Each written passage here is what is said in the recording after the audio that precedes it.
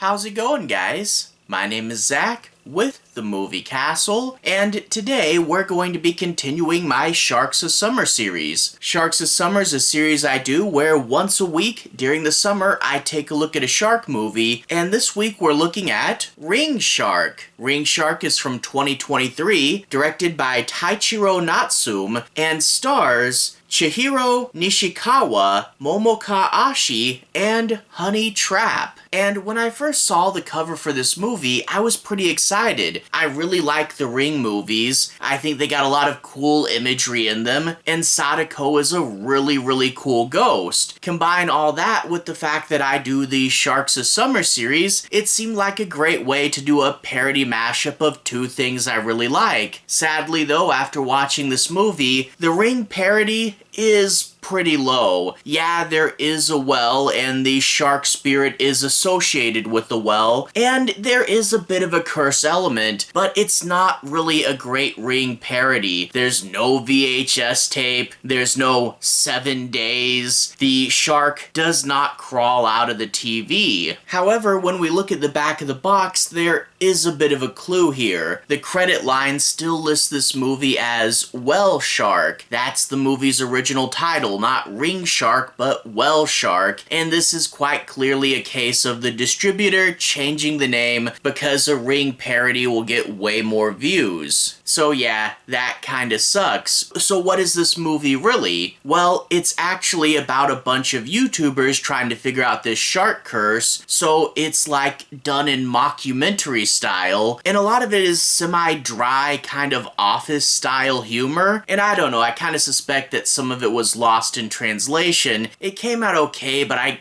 didn't really find it super funny, and when you go in expecting a Ring parody, then it's not the Ring, and you expect it to be at least a horror satire, and it's not super scary, and you get just people having weird little conversations, and every now and then a shark puppet. That's not the best outcome. I can kind of appreciate what they were trying to do, and everybody in the movie looks like they're having fun, but yeah, not really up my alley, and definitely not as cool as I was hoping it would be. But I guess without further ado, what's the movie about? No major spoilers, but let's dive in a little deeper. We open up with a pair of YouTubers going to investigate a haunted well. When they finally find it, a rubber shark head pops up and bites the woman. Later on, she's doing a bikini stream in her bathtub, and she's attacked once again by the rubber shark, this time disappearing forever. It cuts to the surviving member of the first YouTuber team approaching a second team and saying, "Hey, can you help me find my partner?" And I mean, like,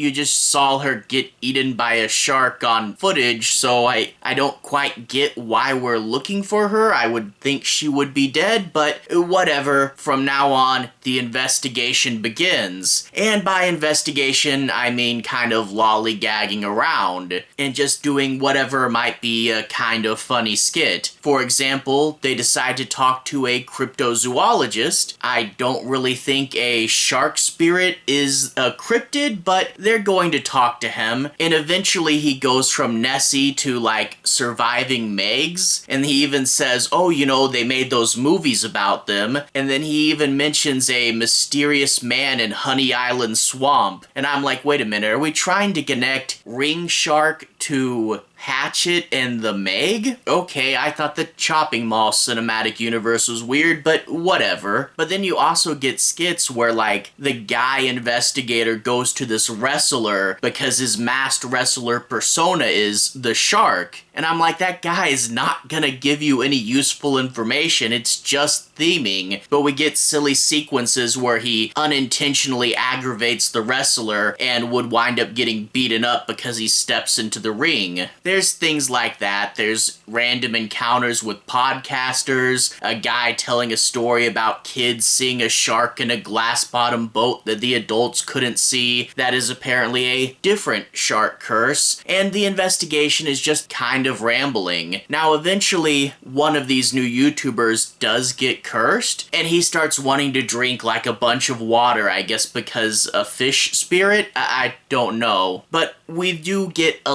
little bit of horror segments out of this, and I mean a little bit. And you can tell just from the shark being this silly little rubber puppet, they're not really trying to be the scariest thing ever, but I'm here for a horror satire. I want more of it to be horror things. I want more horror sequences. And there are a few and they're okay, but they're kind of few and far between. And most of the humor is just kind of rambly little awkward humor, like they kind of think the main guy wants to find this other YouTuber just because he thinks she's attractive, or the main female YouTuber will like randomly aggro on people and you just get random scenes where she starts punching someone. Okay. And I should also mention, there's a thing with this movie's subtitles where they're talking, and it's in Japanese obviously, so English speakers have to read subtitles, but you'll also have like baked in subtitles that they put there because they're YouTubers as like a graphic, but then because of that you have the subtitles of what they're saying, and those are in the middle now, and then the translation of the other subtitle on the top, and it's a lot to read, especially because they're all talking really fast, but then the subtitle that's baked in is sometimes just reiterating with a slightly different phrasing what they're actually saying when they're talking, and other times it's new information.